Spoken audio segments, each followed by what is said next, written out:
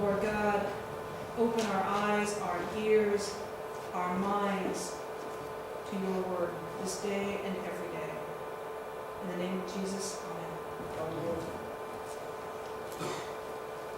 This morning you've heard not only this parable about a lost sheep, but you also heard the 23rd Psalm. Is there any more beloved psalm than the 23rd Psalm? It's been on plaques. It's all over the place. It's on posters. Last week I saw it on a knitted Afghan. We were not made to, I guess we were made to when we were kids, but we were happy that we memorized it when we were children. It was the one psalm that everyone had memorized. I remember they were on those pew fans, prehistoric air conditioning. Right there. And the ones I remember, I thought every church had back in the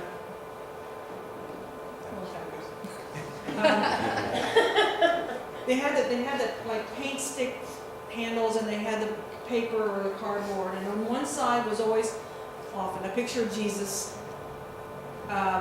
Often Jesus as a good shepherd, tenderly holding the little lamb. And there was a portion of, or the entirety of, the 23rd Psalm. And on the back side was an advertisement for a funeral home. Maybe an insurance company, but almost all the funeral homes. I always thought that was kind of fun.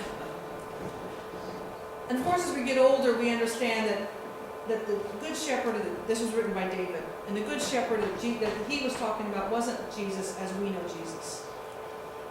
Because Jesus, as we know Jesus, wouldn't be born for another several hundred years after David. But for David, the shepherd was God, the creator of the universe, the one with immense power, the great I am, but the one who also loved with tremendous tenderness. We know this song well, and yet somehow we don't grow tired of hearing it. And so I will beg your pardon if I say it again. This time in the traditional King James Version, which is, although I'm not a big fan of the King James Version, this is the one song that should almost always be read in the King James Version. If you know it, feel free to say it with me. The Lord is my shepherd, I shall not want. He maketh me to lie down in green pastures. He leadeth me beside the still waters. He restoreth my soul. He leadeth me in the paths of righteousness for his name's sake. Yea, though I walk through the valley of the shadow of death, I will fear no evil, for thou art with me. Thy rod and thy staff, they comfort me. Thou preparest a table before me in the presence of mine enemies. Thou anointest my head with oil, my cup runneth over. Surely goodness and mercy shall follow me all the days of my life, and I will dwell in the house of the Lord forever. I got to tell you, it was one of the most beautiful sounds I've ever heard. It's almost like taking a momentary vacation from the cares and struggles of the world, isn't it? We can see why this psalm has been a source of such comfort and such peace for people throughout the centuries. It has become a source of peace for those people at the most painful time of grief. It's been said at funerals. It's often a standard for being said at graveside. It was said at both of the graveside services for both my parents. And I'm sure most of you have similar experiences. The language here is so beautiful, in fact, that even if you aren't a person of faith, just the picture that these words paint takes you someplace peaceful. And although I don't have scientific proof, I suspect it lowers your blood pressure. You can almost hear the doctor's order now. Read the 23rd Psalm twice and call me in the morning. But yet, we know, don't we, that there's a difference when people of faith hear and say these words. Reminds me of a story. Lots of things remind me of a story. Reminds me of a story of a party that was given in London many, many years ago. And one of England's greatest actors was present at the party. And so the host asked the actor, would he do a recitation or a dramatic reading for the entertainment for the evening? And the actor goes, sure, happy to. What do you want to hear? Now he was expecting someone to ask for one of the great Shakespearean soliloquies or some other Greek drama. There was a minister nearby, and he said, can you recite the 23rd Psalm? He was a little perplexed and puzzled. He knew the passage, and he said, sure, I can do that for you, on one condition, that after I do it, that you, sir, do the same. The old minister said, well, I don't have a trained voice, and I'm not a great speaker, but if you want me to, I'll do it. Well, the actor took his place in the center of the room, and he began reciting the song. He was gifted with a rich and resonant voice, and he had great skills of dramatic reading. The audience was spellbound as he recited this beloved passage. And when he was finished, they applauded well. Bravo, bravo, well done. And he turned to the old minister and sat down, and the old minister went to the center of the room. And then he began speaking the song. His voice was not rich, wasn't resonant, wasn't trained. He didn't have any great skills of dramatic speaking. Nothing remarkable. And when he finished, there was no applause and no shouts. But there was no drive-by in the house. And many heads were bowed. The minister stood up, put his hands on the minister's shoulder, and said, friends, I reached your eyes and your ears. He reached your hearts. And the difference is this. I know the 23rd Psalm. This man knows the shepherd. This man knows the shepherd. And that's the difference. People of faith know these aren't just poetic words. These aren't just beautiful words that paint a nice picture. We know the shepherd, and we know the shepherd knows us. These words remind us of our tender and loving shepherd that guides us, walks with us, nudging us, walking with us to this very difficult terrain that is human life. But as peaceful as this psalm can be, it also reminds us that life is not always green pastures and lying peacefully beside still waters. But David here does claim, and rightly so, that even though through the scary parts of life, our shepherd walks with us. Our shepherd will not abandon us. But the trick is, and the problem is, how often do we try to abandon the shepherd? Or worse, how often do we try to do the shepherd's job for him? Sometimes I think we get caught up in this idyllic picture of a shepherd and his flock of sheep. We in modern times, especially those of us living in cities, have sweet pictures of flocks of sheep going on a green hill. White sheep, black sheep, spotted sheep, little lambs playing around, and a shepherd nearby. Very idyllic, very sweet picture. All the sheep are doing exactly what they're supposed to do and exactly what the shepherd wants them to do. But this ain't reality, is it? Because this ain't sheep and that ain't humans. Straying sheep is a repeated metaphor throughout the Bible for humans. The prophet Isaiah said that straying sheep, said that like sheep, humans have gone astray. There's another psalm in Psalm 119 that says, I have gone astray like a lost sheep. And Jesus in the parable we hear today talks about 100 sheep and one goes astray. So sheep are not the most obedient creatures on earth. In fact, some of them can get downright mean and stubborn. Sounds familiar, doesn't it? Because that's what we do too. King David was a shepherd. The people he led were shepherds. They knew about sheep. So this is what was going on here. I recently had the privilege of hearing Archbishop Desmond Tutu speak at Ploughe. And he reminded us that too often we picture that particular sheep that's gone astray as a sweet little lamb. I mean, you think about the pictures of Jesus as the good shepherd always holding the sweet little lamb. The Bishop Tutu says that, in fact, the sheep that has wandered off on its own probably isn't a lamb, because lambs tend to want to stay very close to their mother. The sheep that's wandered off is a surly, stubborn, adult sheep that wants to decide what it wants to do, and it'll do what it wants to do. It kind of decides that it doesn't need the shepherd's guidance. It wants to do what it wants to do, and it will not do what it does not want to do. A of course, that sheep is going to see some green pasture and the thing's just greener. And it's going to go off and it's going to get in trouble. And the shepherd has to go out after it. Now we kind of understand why sheep do that. They're animals, they have animal brains. The question is, why do we do it? Because we're not animals. We have better brains than that.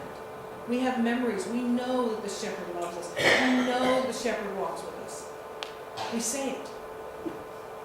And yet we decide we want to do what we want to do. How often do we make decisions without even a glance at the shepherd? We'll make a substantial decision in our life by consulting the internet, by talking to experts, and then we'll make a decision. These decisions can be anything from buying a new home, should I get married, should we begin a family, should I change my job, should we move to another house. And it could be, what community organizations do I get involved in? Or how do I get involved more at church? What should my tithe or my offering be in church? These are important decisions that we all have to make. But how often do we simply rely on our own good judgment before making those decisions? Be honest, how often have you consulted God, your shepherd, before making those decisions? I mean, God is, after all, our shepherd. That's what we say. The Lord is my shepherd. You read it so beautifully. And yet we find ourselves going off on our own without the shepherd. So why do we do this? I think it's an issue of control. We want control. We humans, especially Americans, really aren't fond of having others tell us what to do. It's our right to do what we want to do, when we want to do it, and not a minute before. And we don't want to do what we don't want to do. You cannot make me do that. Haven't we all said it? We've said it to parents, we've said it to spouses, we occasionally say it to our boss, we say it to friends, we say it to the church, and yes, sometimes we say it to God. God, I know what you want me to do, but I don't want to do it, and so I'm not going to do it.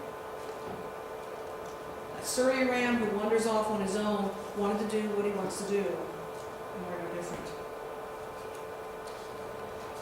This desire for control kind of makes us and that ram sound like we want to be both the sheep and the shepherd. And that's not the way it's supposed to be. Abraham Lincoln had a struggle with one of his generals, George McClellan. George McClellan was a very egotistical man who fancied himself a man of great intellect and great sophistication. To put it mildly, he did not think much of the more rustic and self-taught Abraham Lincoln. Many people thought that General McClellan acted more presidential than the President of the United States. Lincoln once said that McClellan reminded him of the old cowboy whose horse got to bucking around until one of the hooves got stuck in the stirrup. And the cowboy leaned down to him and said, "Look here, if you want to get on, I'll get off." See, the horse cannot be both the rider and the horse. McClellan could not be both the general and the President of the United States. And we cannot be both the sheep and the shepherd. It's time for us to let God be God in our lives. It's time for the shepherd that we claim as our shepherd to be the shepherd in our lives. As you know, the 23rd Psalm was one of the lectionary readings actually for last week. And I'm not surprised that it actually comes during the season of Lent, because this is a time when we learn to give up control to God. It's a time when we're preparing for the roller coaster week that will begin next week with Palm Sunday. That week will take us from the highest highs to the darkest day in human history. From the moment when Jesus triumphantly entered Jerusalem to shouts of Hosanna and welcome, Son of David, to the Thursday night when he meets and gathers around the table with his friends and he talks of love and betrayal and denial, to that Friday at noon when he goes to the cross to show the greatest love of all. And then, of course, Holy Week will culminate in the most glorious day of human history, and that's Easter, when God, through Christ, declares that death will not and never has been and never will be the last word of our stories. Lent is a time to prepare to develop that spiritual discipline that we need to get through life. Some folks do this by giving up something. They give up chocolate, they give up soda, they give up coffee, they give up whatever. I gave up Facebook. Now, none of these things is evil, but in giving them up, we are reminding ourselves that someone other than ourselves is in control. So that when we're tempted to give in to that, whatever it is we gave up, reach for that chocolate kiss, reach for that dessert, hop on Facebook to see what's going on in other people's lives, we remember that God is the first thought in decision making. God is in control. And so we don't make that. We make the decision not to do it. This psalm that you've heard today and thousands of times before is a reminder of what it means to let the shepherd be the shepherd. As I said before, it promises not that everything's going to be rosy and, sorry, Rosie. That not everything's going to be rosy with green grass and still beautiful waters. We're human beings living in a broken world. We will walk through dark times. We're going to have enemies. Our souls are going to reach those points where we need to be restored. We're going to be hurt. We're going to be tired. That's just the way human life is. It's what the psalm promises, is that God will always, always be with us. I learned a curious fact about this psalm in my readings. Did you know that in the original Hebrew, the very, very center of this psalm is the Hebrew word that is translated, thou art with me. There are 22 Hebrew words in front of it. There are 22 Hebrew words in the back. Thou art with me. It is the heart of this psalm. God, you are with me. For me, this is no accident and certainly no coincidence, because that's the heart of David's message of gratitude. It's what this song is all about. Throughout the difficult times of life, through the joys of this life, God, you are with me. I'm at peace and grazing in green pastures. God, you are with me. I'm resting and drinking the still, clear water. God, you are with me. I'm walking in scary times and in scary places. But God, you are with me. There are enemies in my life who want to hurt me. But God, you are with me. When we give up our desire to be in control, when we decide to let the shepherd be the shepherd, to let God be God of our lives, that is the utter peace that is spoken of in this song. God, you are with me. During this Lenten season, for the rest of it and beyond, let's find a way to give up control, to let the shepherd be the shepherd of our lives, to let God, the one we claim as God, let God be God. And let these be our words of assurance time and time and time again. God, you are with me.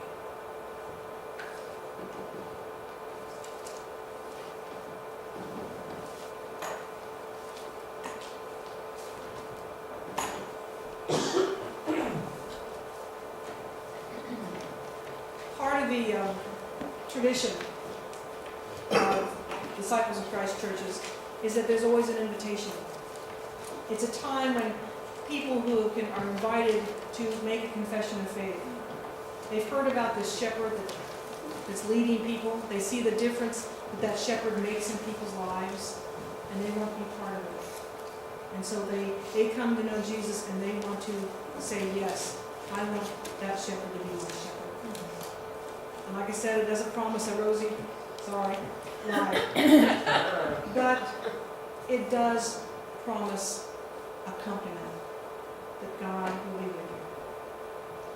This is also a time when, if you've been going to another church, you go to another church tradition, and you've been attending this church, and you say, man, they're doing some really good stuff at Olive Branch, and I want to be part of those ministries, because this church does some really great ministries. I want to be part of that. I want to join this church and join my ministry, the ministries of that church. This is a time to come forward and formally join this church. For the rest of us, it is a time to remember and think. It's a gut check time. How well am I doing in letting the shepherd be the shepherd? Am I letting the God be the God, or am I being God of my life? Who want to respond to any of these? Now's the time.